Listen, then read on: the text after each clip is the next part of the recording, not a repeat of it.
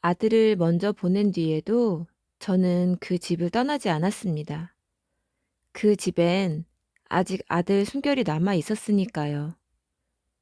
날 납골당에 다녀와 집으로 돌아왔을 때 문은 열리지 않았고 전화는 받지 않았습니다. 그리고 그날 이후 제 인생은 완전히 다른 방향으로 흘러가기 시작했습니다. 왜 이런 일이 벌어졌는지 차근차근 이야기해 보려 합니다. 지금 듣고 계신 이곳은 사연 끌림입니다. 중환자실 복도 새벽 4시 간호사가 나와서 고개를 저었습니다. 보호자분 들어오세요. 복도에 앉아있던 사람들이 일제히 일어났습니다. 저는 천천히 문을 밀었습니다. 산소호흡기 소리가 멈춰 있었어요. 며느리가 침대 옆에 주저앉아 울었습니다. 저는 아들 손을 잡았어요. 아직 따뜻했습니다. 고생 많았다, 우리 아들. 그게 제가 할 수 있는 전부였습니다. 장례식 이틀째 날 문이 열리더니 캐리어를 끄는 소리가 들렸습니다. 할머니! 손녀 지민이가 달려왔어요. 뒤에서 딸이 들어왔습니다. 캐나다에서 10시간 넘게 비행기를 탄 얼굴이었습니다. 엄마, 많이 힘드셨죠? 딸이 제 손을 잡았습니다. 며느리는 조문객 응대를 하고 있었어요.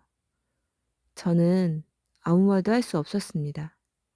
사흘 동안 단 한 번도 울지 못했습니다. 장례 마지막 날 딸이 커피 2잔을 사왔습니다. 엄마, 캐나다 같이 가요.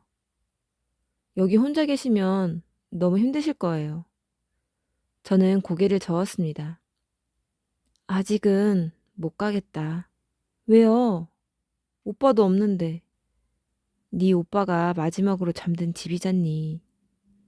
딸은 더 이상 말하지 않았습니다. 그 집에는 아직도 아들 냄새가 남아 있었어요. 장례를 치르고 일주일이 지난 날 며느리가 식탁에 밥을 차렸습니다. 어머님, 드세요. 그래, 고마워. 며느리는 자기 방으로 들어갔습니다. 예전 같으면 같이 밥을 먹었는데 요즘은 밥 차려놓고 들어갑니다. 저는 혼자 숟가락을 들었어요. 밥이 목에 걸려 물만 마셨습니다. 그날 저녁 며느리 방에서 통화하는 소리가 들렸습니다. 그냥 조금만 기다려. 지금은 안 돼. 누구와 통화하는지는 몰랐습니다. 며칠 후 며느리가 빨래를 널고 있었어요. 저는 옆에서 말을 걸었습니다. 미정아, 요새 많이 힘들지? 아니요, 괜찮아요. 친정이라도 다녀오렴. 나 혼자 있어도 돼. 며느리는 고개를 들지 않았습니다. 괜찮아요.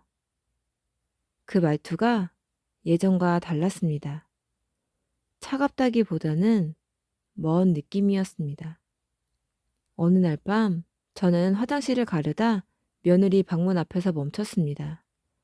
전화 통화 소리가 새어나왔습니다. 오빠, 지금은 안 돼. 알겠어. 조금만 기다려. 친정 오빠인 것 같았습니다.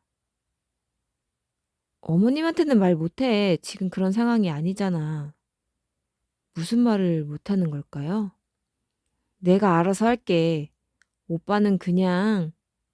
저는 조용히 화장실로 갔습니다. 사람이 힘들면 원래 그럴 수도 있다고 생각했어요. 며느리도 상처받았을 겁니다. 며칠 후 아침 며느리가 외출 준비를 했어요. 어머님, 저 친정 좀 다녀올게요. 그래, 다녀와. 며느리는 현관문을 닫았습니다. 저는 창문으로 아래를 내다봤어요. 며느리가 집 앞에서 택시를 탔습니다. 왜 차를 두고 택시를 타는지는 몰랐습니다. 그날 저녁 늦게까지 며느리는 돌아오지 않았습니다. 한 달 후 며느리와 저녁을 먹었어요. 미정아, 네, 요새 힘든 일 있니? 며느리는 밥을 먹다가 멈췄습니다. 없어요. 그럼 됐다.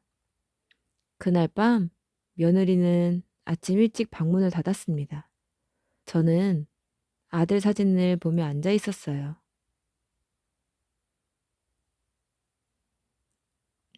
새벽마다 보고 또 봐도 그립기만 한 아들이었습니다. 뭔가 변하고 있다는 걸 느낄 수 있었습니다. 하지만 그게 뭔지는 아직 몰랐습니다. 그리고 얼마 후 저는 아들 방 서랍을 정리했습니다. 전 통장이 몇 개 나왔어요. 모두 며느리 명의로 되어 있었어요. 아들이 생전에 이건 절대 건드리지 마 라고 했던 통장도 있었어요. 저는 서랍을 다시 닫았습니다.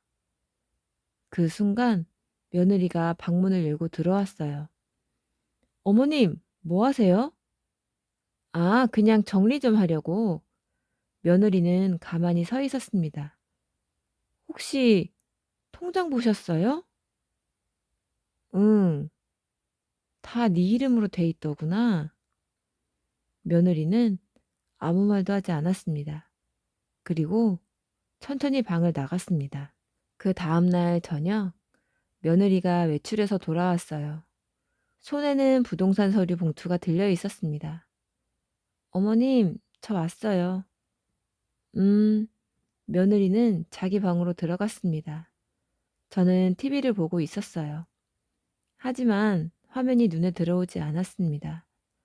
그날 밤부터 며느리는 저와 눈을 마주치지 않았어요. 그리고 그 봉투가 제 인생을 집 밖으로 밀어낼 종이가 될 줄은 그땐 몰랐습니다. 이른 아침 며느리가 화장을 하고 있었어요. 어머님, 저 좀 나갔다 올게요. 벽시계가 아침 7시를 가리켰습니다. 이른 아침인데 어디 가니? 친정에 급한 일이 있어서요. 며느리는 핸드백을 들고 현관으로 갔습니다. 아침밥은 못 먹을 것 같아요. 문이 닫혔습니다. 저는 창문으로 내려다봤습니다. 며느리가 또 택시를 탔어요. 차가 그대로 있는데 말이죠. 그날 낮에 저는 설거지를 하다가 휴대폰 벨소리를 들었습니다. 거실에서 울렸습니다. 며느리가 휴대폰을 두고 간 모양이었어요. 벨소리가 계속 울렸습니다. 소파 협탁 위에 휴대폰이 있었어요. 화면에는 오빠라고 떠 있었습니다. 오후 6시가 넘어서 며느리가 돌아왔습니다. 어머님, 다녀왔어요. 얼굴이 피곤해 보였습니다. 며칠 후 밤에 또 전화통화 목소리가 들렸습니다. 이번에는 목소리가 조금 컸어요. 오빠, 그러니까 지금 당장은 어렵다니까. 저는 화장실 가는 척 복도에 섰습니다. 사업 자금이 그렇게 급해? 어머님 통장을, 아니, 그건 아직. 심장이 빠르게 뛰었습니다.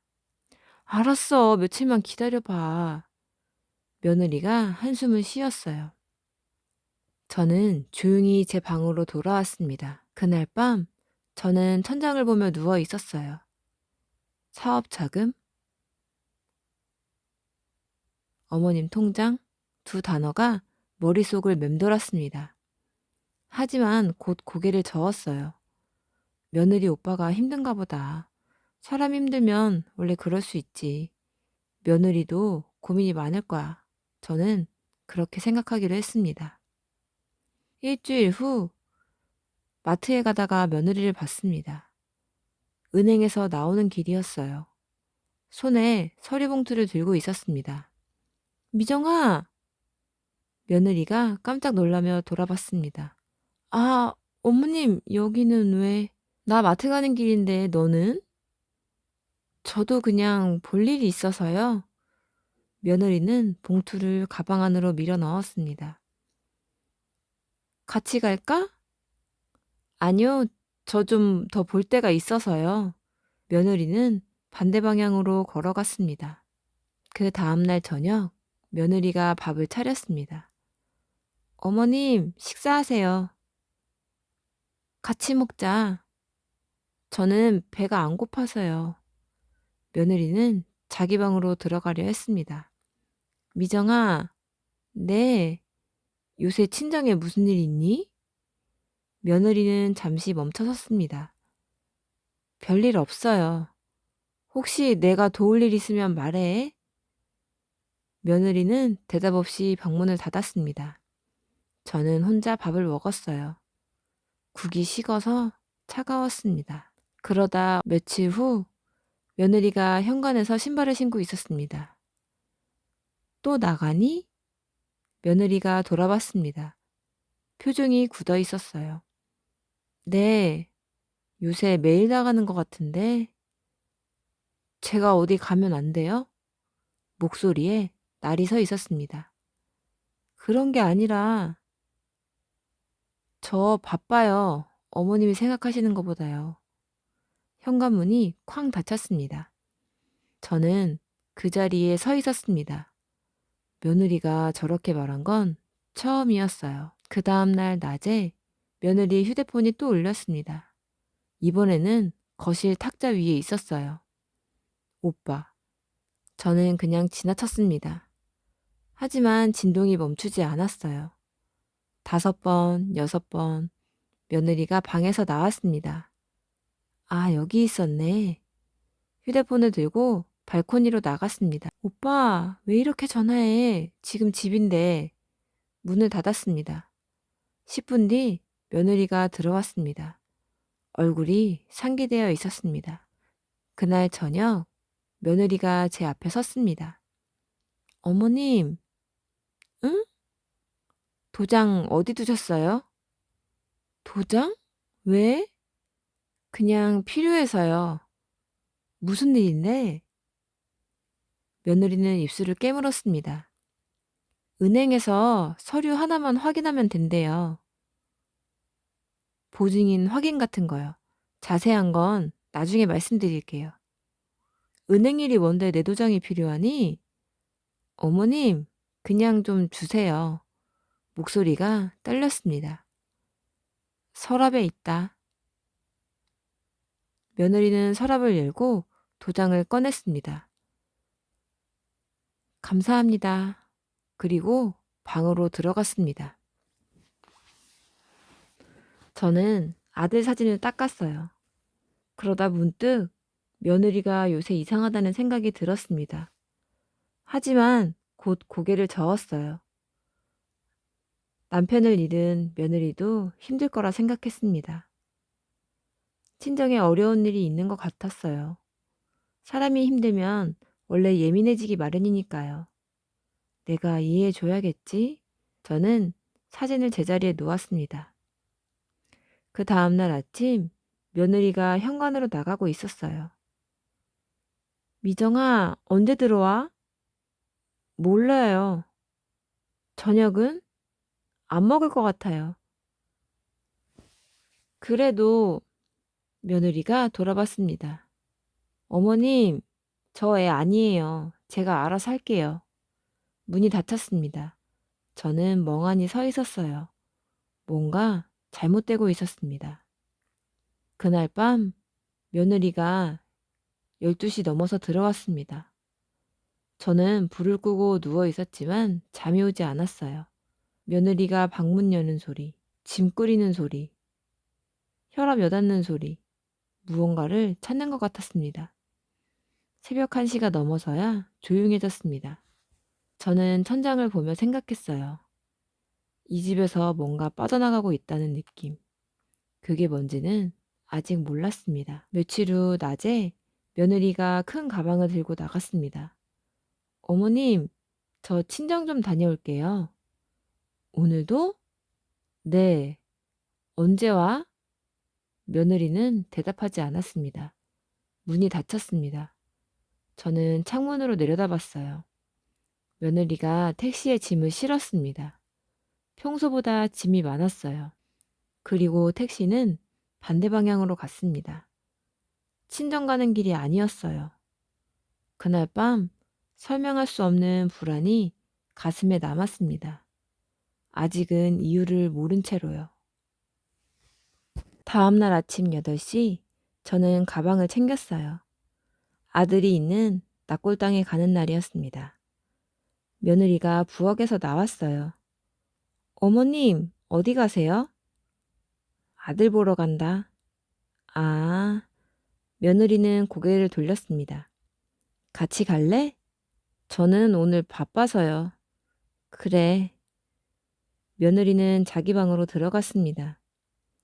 버스를 탔는데 버스가 덜컹거렸습니다. 창밖으로 아파트들이 지나갔어요. 휴대폰이 울렸습니다. 며느리였어요. 어머님, 저 오늘 좀 늦게 들어갈 것 같아요. 응, 알았어. 저녁은 알아서 드세요. 전화가 끊겼습니다. 저는 휴대폰을 가방에 넣었어요. 낙골당에 도착해서 저는 아들 사진 앞에 앉았습니다. 아들아, 엄마 왔다. 사진 속 아들이 웃고 있었습니다. 요새 며느리가 좀 이상해. 저는 작은 목소리로 말했습니다. 엄마가 예민한 건가? 대답은 없었어요. 저는 그냥 거기 앉아 있었습니다. 관리인이 지나가다 말했습니다. 어머님, 오래 계시네요. 네, 좀 이따 갈게요. 문 5시에 닫아요. 알았어요. 관리인이 가고 나서도 저는 움직이지 않았습니다. 여기가 제일 편했습니다. 아들이 있는 곳이니까요. 오후 5시 반, 밖에선 해가 지고 있었습니다. 저는 버스 정류장으로 걸어갔어요. 휴대폰을 꺼냈습니다. 며느리한테 온 전화가 없었어요. 버스를 타고 집에 도착한 건 저녁 7시 넘어서였습니다. 저는 집 앞에 가서 비밀번호를 눌렀습니다. 문이 열리지 않았습니다. 다시 눌렀습니다. 또 열리지 않았습니다. 이상하네. 3번째, 4번째, 문이 열리지 않았습니다. 비밀번호가 바뀐 거였어요. 저는 며느리에게 전화를 했습니다. 전화기가 꺼져 있었습니다. 다시 걸었어요. 문자를 보냈습니다. 미정아, 비밀번호 바뀐 거니? 10분이 지나도 답장이 없었습니다. 저는 옆집 초인종을 눌렀어요. 문이 조금 열렸습니다. 누구세요? 옆집 사는 사람인데요. 아, 네. 혹시 저희 며느리 보셨어요? 아니요, 못 봤는데요. 문이 안 열려서 그런데 저희도 바빠서요. 죄송해요. 문이 닫혔습니다. 저는 복도에 섰습니다. 경비실에 가야겠다고 생각했어요. 엘리베이터를 탔습니다. 1층에 내렸어요. 경비실 불이 꺼져 있었습니다. 당직 부재 중, 그리고 전화번호가 적혀 있었어요. 저는 전화를 걸었습니다. 전화를 받지 않았어요. 다시 며느리에게 전화를 했습니다. 역시 받지 않았습니다. 저는 1층 벤치에 앉았어요. 가방을 무릎에 올렸습니다. 날씨가 너무 추웠습니다. 며느리가 오기를 기다렸어요. 1시간이 지났습니다. 2시간이 지났어요. 며느리는 오지 않았습니다. 전화도 받지 않았습니다. 저는 일어났어요. 이대로 있을 수는 없었습니다. 그러다 생각이 난 게 찜질방이었어요. 찜질방에 가기로 했습니다. 가방에 지갑이 있었어요. 다행히 현금이 좀 있었습니다. 저는 택시를 타고 찜질방으로 가주세요. 기사님이 고개를 끄덕였습니다. 돈을 내고 옷을 갈아입고 안으로 들어갔습니다. 사람들이 많았습니다. 저는 구석자리에 누워 있었어요. 사람들 틈에 누워 있으니 제가 사람이 아니라 짐처럼 느껴졌습니다. 형광등이 눈부셨지만 눈을 감았습니다. 저는 눈을 떴어요. 목이 뻐근했습니다. 휴대폰을 확인하려고 가방을 열었습니다. 휴대폰이 없었습니다. 지갑을 찾았습니다. 지갑도 없었습니다. 가방 안을 뒤졌지만 아무것도 없었어요. 새벽 4시 반. 저기요, 분실물 신고 어떻게 해요? 직원이 피곤한 얼굴로 말했습니다. CCTV 확인은 경찰 와야 돼요. 경찰을 휴대폰 있으세요? 그게 도난당했어요. 아이고, 공중전화 저기 있어요. 저는 공중전화 앞에 섰습니다. 며느리 번호가 기억나지 않았어요. 딸 번호도 생각나지 않았습니다. 새벽 5시 반, 저는 찜질방을 나왔어요. 걸어서 집까지 가기로 했습니다. 1시간 반 정도 걸렸어요. 아파트가 보였습니다. 저는 현관으로 들어갔습니다. 아침 7시 집 앞에 가보니 문 앞에 캐리어 하나가 놓여 있었습니다. 제 캐리어였어요. 위에 종이가 붙어 있었습니다. 저는 떨리는 손으로 종이를 떼었습니다. 며느리 글씨였어요. 어머님, 집 팔았어요. 캐리어 안에 어머님 옷이랑 통장 넣어뒀어요. 급한 일이 생겨 더 미룰 수 없었어요. 죄송해요. 미정. 저는 그 자리에 주저앉았습니다. 메모를 다시 읽었어요. 집 팔았어요. 캐리어 안을 열었습니다. 옷 몇 벌, 통장 하나. 그게 전부였습니다. 복도가 조용했어요. 저는 아무 소리도 내지 않았습니다. 울 수도 없었습니다. 그냥 거기에 앉아 있었습니다. 출근하는 사람들이 지나갔어요. 누군가 저를 봤습니다. 괜찮으세요? 저는 고개를 들었습니다. 네, 괜찮아요. 혹시 도와드릴까요? 아니에요. 괜찮습니다. 그 사람은 가버렸습니다. 저는 캐리어를 끌고 일어섰습니다. 엘리베이터를 탔습니다. 1층 버튼을 눌렀어요. 이제 갈 곳을 찾아야 했습니다. 저는 캐리어를 끌고 부동산에 들어갔습니다. 어서 오세요. 중개사가 일어났어요. 저기요, 저 아파트 305호 아세요? 아, 그 집이요? 중개사가 서류를 뒤적였습니다. 매도 완료됐는데요. 잔금은 이번 주 금요일이요. 누가 팔았어요? 집주인인 오미정 씨요. 본인 아니세요? 아니요. 그럼 저는 그 집에 같이 살던 시어머니예요. 중개사가 난처한 표정을 지었습니다. 아이고, 그건 저는 더 묻지 않았습니다. 저는 캐리어를 열었습니다. 옷가지 사이에 통장이 있었습니다. 통장이 하나뿐이라는 걸 그때 알았습니다. 전부 사라졌습니다. 남은 건 제 명의 통장 하나. 저는 통장을 쥐고 은행으로 갔습니다. 잔액조회 부탁드려요. 직원이 통장을 받았습니다. 잠시만요. 프린터 소리가 났습니다. 직원이 통장을 돌려줬습니다. 194만 원 있으세요. 194만 원이요? 네. 저는 통장을 받았습니다. 두 손이 떨렸어요. 혹시 다른 통장은 못 찾으시나요? 본인 명의 통장만 조회 가능합니다. 저는 고개를 숙였습니다. 194만 원. 그게 전부였습니다.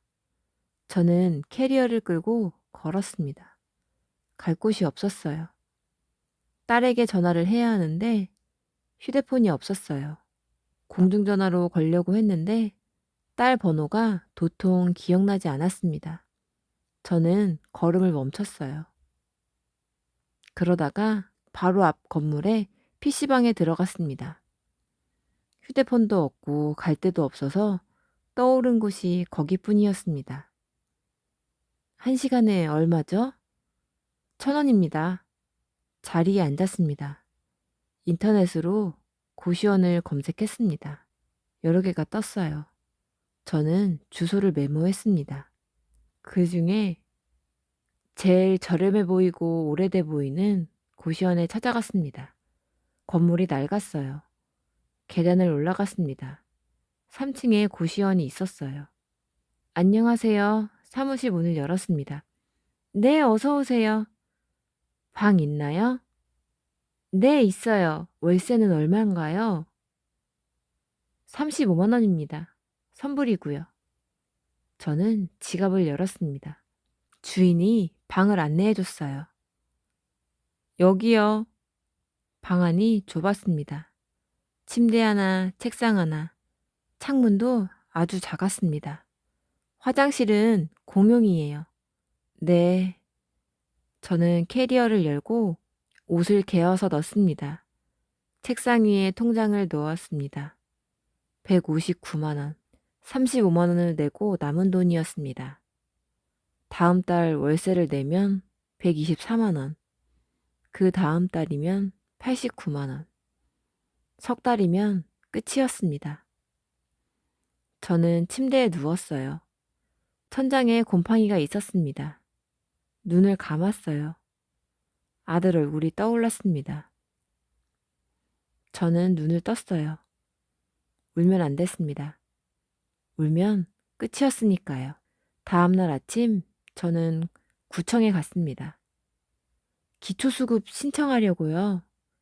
직원이 서류를 꺼냈습니다. 자녀분 있으세요? 딸이 하나 있어요. 소득이 어떻게 되세요? 딸은 캐나다에 살아요. 해외 송금 내역을 확인해야 해요. 연락이 안 돼서요. 그럼 좀 어려울 것 같은데요. 다시 고시원으로 돌아왔습니다. 옆방에서 젊은 남자가 나왔어요. 안녕하세요. 네. 남자는 계단을 내려갔습니다. 복도에 저 혼자였어요. 화장실 문이 삐걱거렸습니다. 형광등이 깜빡였어요. 저는 방으로 들어갔습니다.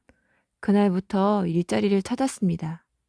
식당 설거지, 아파트 청소, 전단지 돌리기. 저는 몇 군데 전화를 했습니다. 나이가 어떻게 되세요? 68이요. 아, 저희는 60대 초반까지만 받거든요. 세 군데 모두 같은 대답이었습니다. 일주일 후 저는 시장을 걸었습니다. 답답한 마음에 저는 시장을 걸었습니다. 군고구마 장사하는 할머니가 있었어요. 할머니, 장사 잘 되세요? 그냥 전향이지. 이거 어떻게 시작하는 거예요? 할머니가 저를 봤습니다. 왜? 하려고? 네.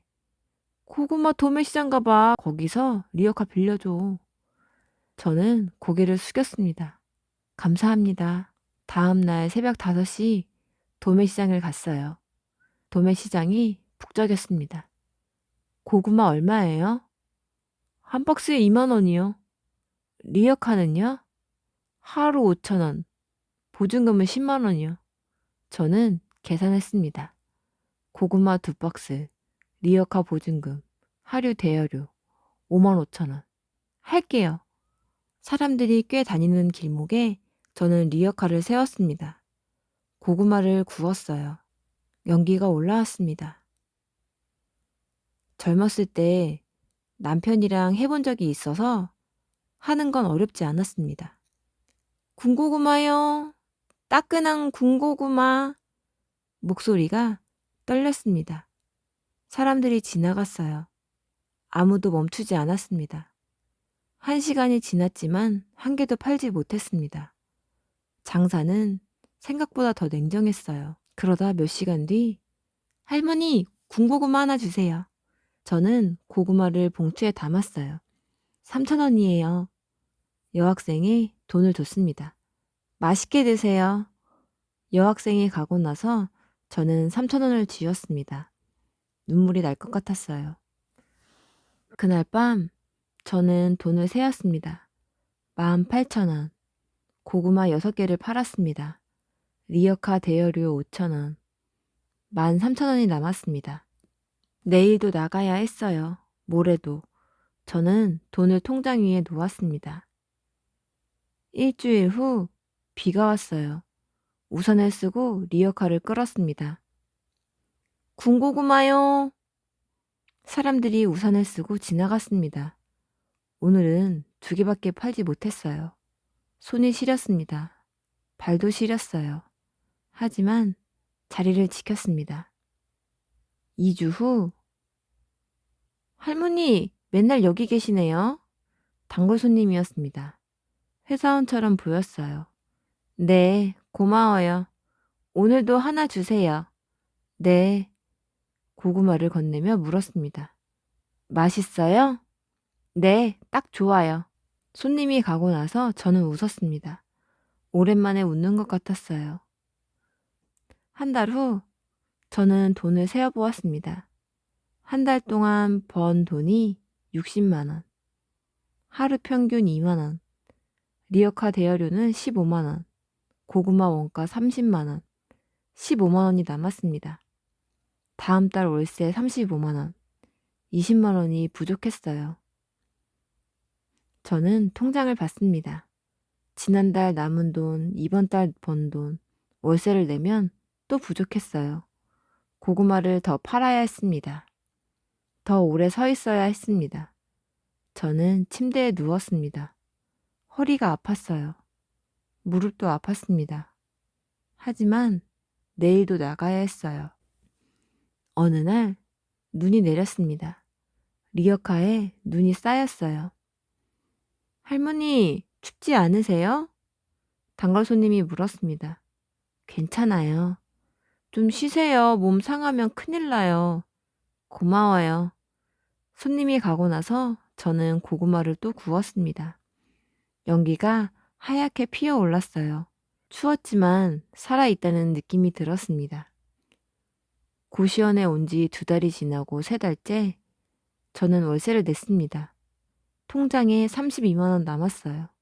다음 달이 걱정이었습니다. 하지만 오늘 하루는 버텼습니다. 내일도 버틸 겁니다. 울지 않았어요. 울면 끝이니까요.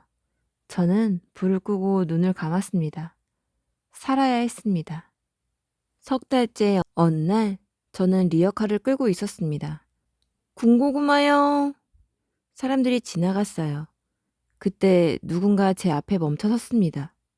할머니? 저는 고개를 들었습니다. 지민아, 손녀였습니다. 할머니, 왜 여기 계세요? 지민이가 울먹였습니다.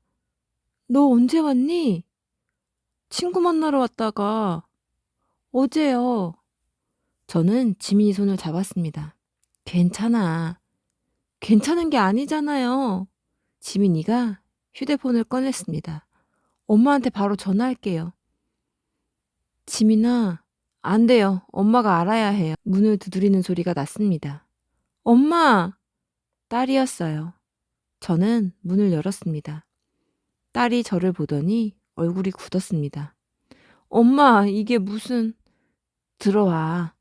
딸이 방 안을 둘러봤습니다. 말이 없었어요. 미정이가 그랬어요?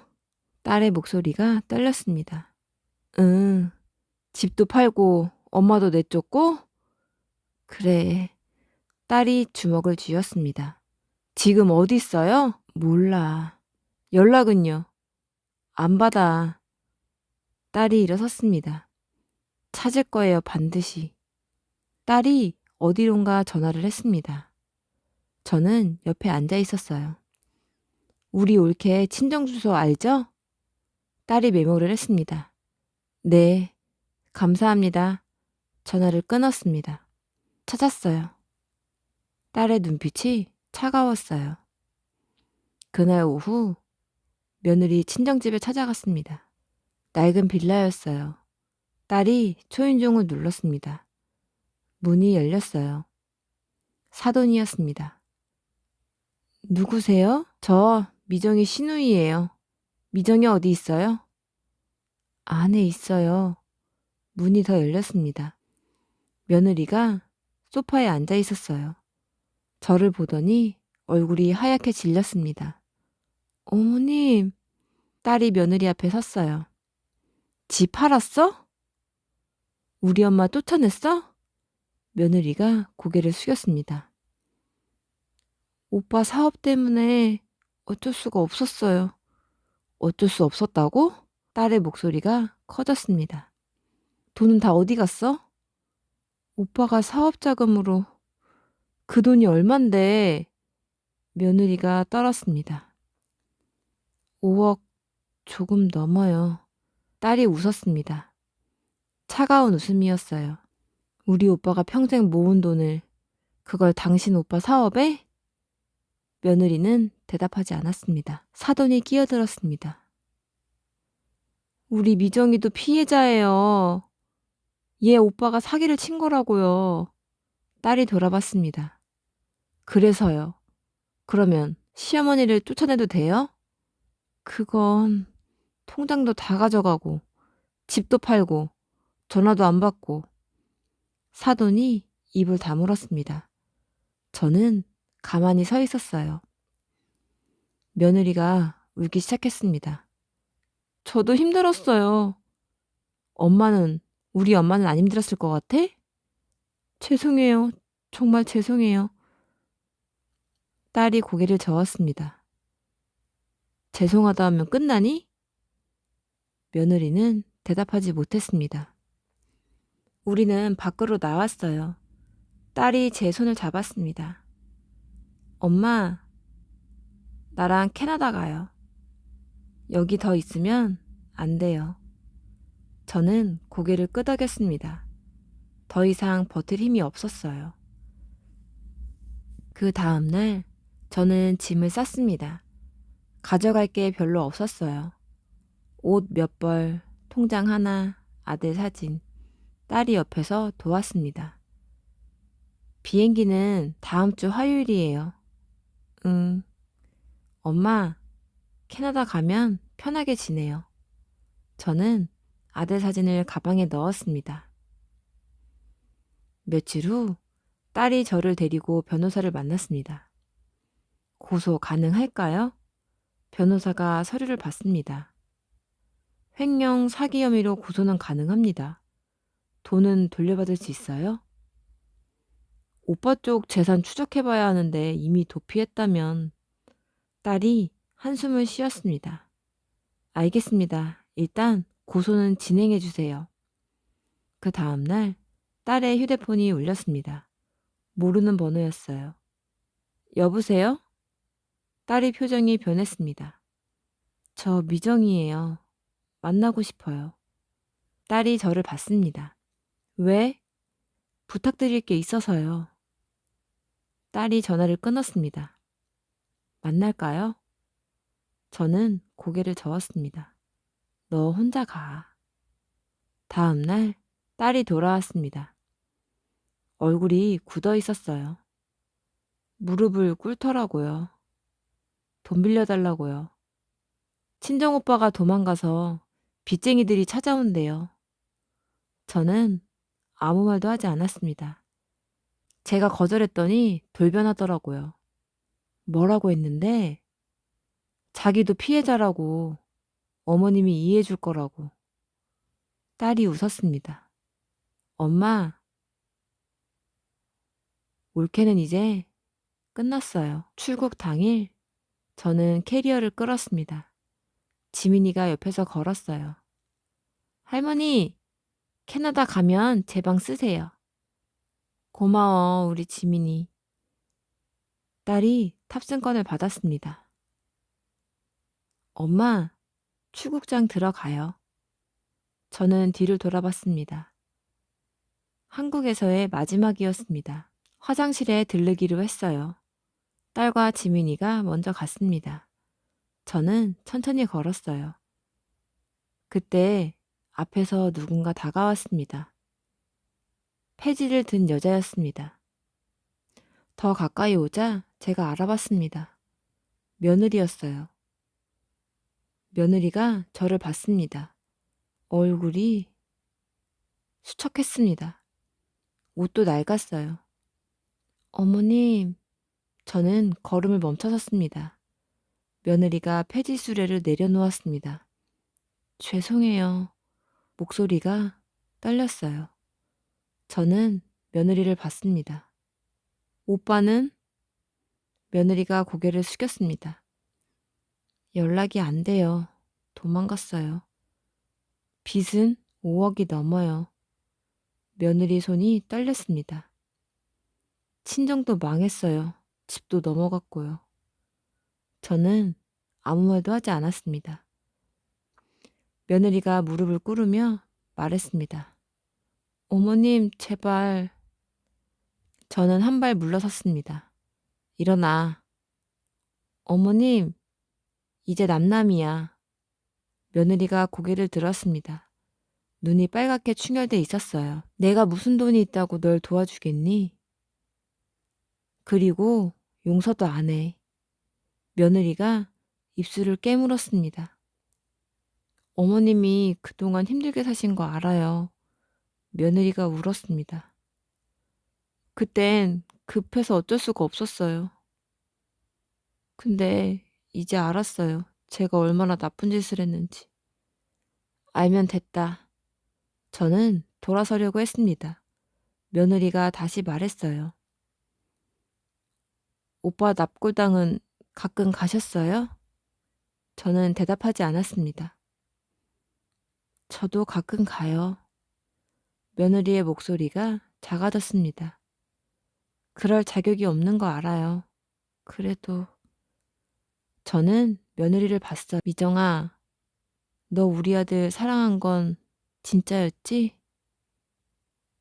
며느리가 고개를 끄덕였습니다. 네, 그럼 됐다. 저는 걸었습니다. 며느리가 뒤에서 울고 있었어요. 딸이 기다리고 있었습니다. 엄마 왜 이렇게 늦게 와요? 아무것도 아니야. 괜찮으세요? 저는 고개를 끄덕였습니다.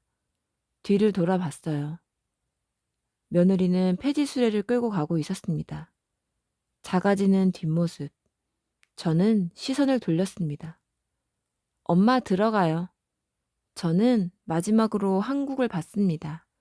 아들이 잠들어 있는 곳, 며느리가 무너진 곳, 제가 버텨냈던 석 달. 엄마, 응, 가자. 저는 출국장으로 들어갔습니다. 창밖으로 서울이 보였어요. 딸이 옆에 앉았습니다. 엄마, 이제 편하게 지내요. 저는 딸 손을 잡았습니다. 비행기가 움직이기 시작했어요. 서울이 멀어졌습니다. 통쾌하지만 웃음은 나오지 않았습니다. 인생이란 게 그런 거니까요. 비행기 이륙 후 저는 눈을 감았습니다.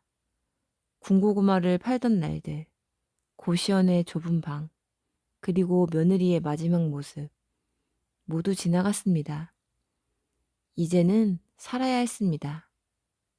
지금과는 다르게, 딸의 곁에서요. 저는 작게 숨을 내쉬었습니다. 살아 있었습니다. 그걸로 충분했습니다.